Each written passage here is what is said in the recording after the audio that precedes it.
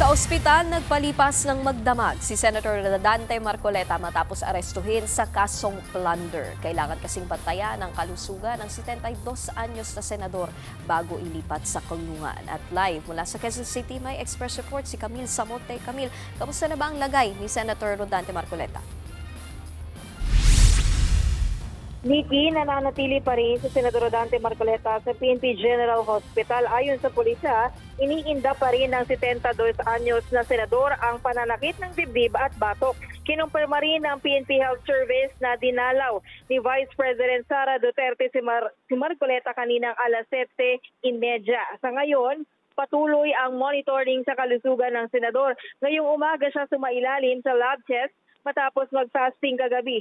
Hihintayin ang resulta ng lahat ng mga medical check-up ni Marcoleta bago siya palabasin sa ospital. Kahapon pa iniinda ni Marcoleta ang pananakit ng dibdib at ultrapresyon matapos arestuhin sa bisa ng inilabas sa arrest warrant ng Sandigan Bayan 3rd Division para sa kasong pandarambong. Kasama rin sa naaresto ang mga kapwa-akusado na sina Mike Defensor, Joseph Espiritu at Aristotel Viray. Kaugnayan ng 75 million pesos na campaign donation na hindi idireknara ni Marcoleta sa kanyang salin at sose.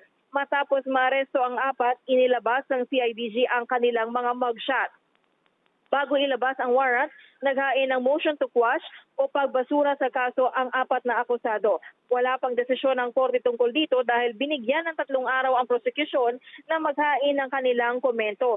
Bago maaresto, personal na dumalo si Marcoleta sa pagdinig ng kanyang motion at iginiit niya na ang pagharap niya rito ay patunay na handa siyang harapin ang kaso. Dinala na rin sa korte sina Defensor at Espiritu para sa return of warrant matapos sumailalim sa booking procedures. Nakakulong na ang dalawa sa New Quezon City Jail Male Dormitory.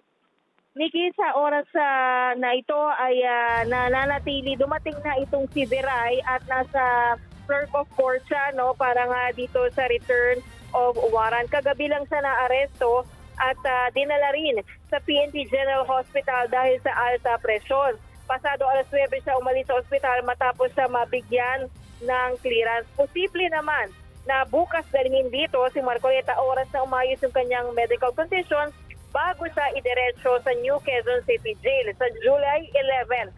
Biyernes, itinakda ng 3rd Division ang arraignment o pagbasa ng sakdal para sa kasong plunder. Nikki?